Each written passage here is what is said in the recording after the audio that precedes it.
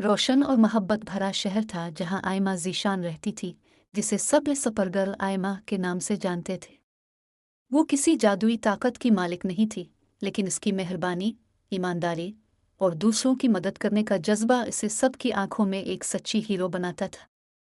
आयमा का खूबसूरत ख्वाब आयमा हमेशा अपने प्यारों का बहुत ख्याल रखती थी। इसे ख़ास तौर पर अपने नाना अबू, जो लंदन में रहते थे, और अपनी नानी अम्मा, जो लाहौर में रहती थी, से बहुत मोहब्बत थी।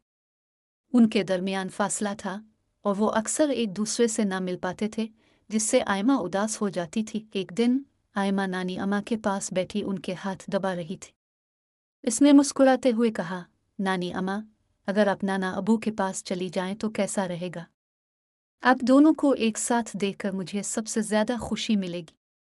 नानी अम्मा ने शफकत से आयमा को देखा और बोले, बेटा, ये तो बहुत अच्छा ख्याल है, मगर मेरा वीज़ा हर बार मुस्तरद हो जाता है। लेकिन आयमा ने हार ना मानी। उसने रोज़ाना अल्लाह से दुआ की और अपने वालिदैन को दरख्वास्तें दोबारा जमा कराने के लिए कहा।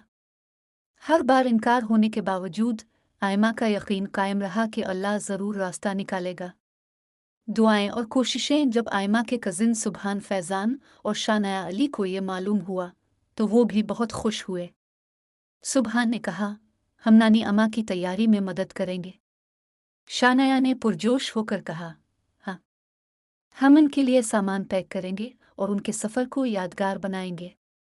आयमा ने कहा, हमें दूसरों की खुशी का ख्याल रखना चाहिए, क्योंकि असल खुशी उन्हें खुश देखने में है। सुबहान और शानाया ने सर हिलाया और कहा, हम भी सपरगर्ल आयमा की तरह बनेंगे। फिर एक दिन, जब सब ने उम्मीद छोड़ दी थी, अचानक खुशखबरी आई। नानी अम्मा का वीज़ा लग गया था। आयमा खुशी से उछल पड़ी और उसकी आंखों में आंसू आ गए। अल्लाह ने मेरी दुआ सुन ली, इसने पुरजोश आवाज में कहा। पूरे घर में खुशी की लहर दौड़ गई। ख्वाब हकीकत बन गया। चंद दिनों में सब तैयारी मुकम्मल हो गई और नानी अम्मा लंदन जाने के लिए तैयार हो गई। सफ़र के रोज़ आयमा ने नानी अम्मा के हाथ पकड़कर कहा, आप वहाँ जाकर खुश रहें, मैं हमेशा आपकी मुस्कुराहट देखना चाहती हूँ। जब नानी अम्मा लंदन पहुंची और नाना अबू ने उन्हें देखा, तो उनकी आंखों में खुशी के आंसू आ गए। उन्होंने वीडियो कॉल पर आयमा से बात की और कहा, बेटा, तुमने हमारा ख्वाब पूरा कर दिया।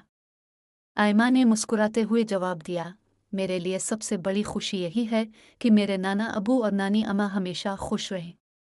सुबहान और शानाया ने खुश होकर कहा, हमने सीख लिया कि नेकी करना सबसे बड़ी ताकत है। यूं सपरगर्ल आयमा की मोहब्बत, सब्र और दुआ ने एक और खूबसूरत कहानी रकम कर दी, जहां खानदानी रिश्ते मजबूत हुए और खुशियों का सफ़र जारी रहा।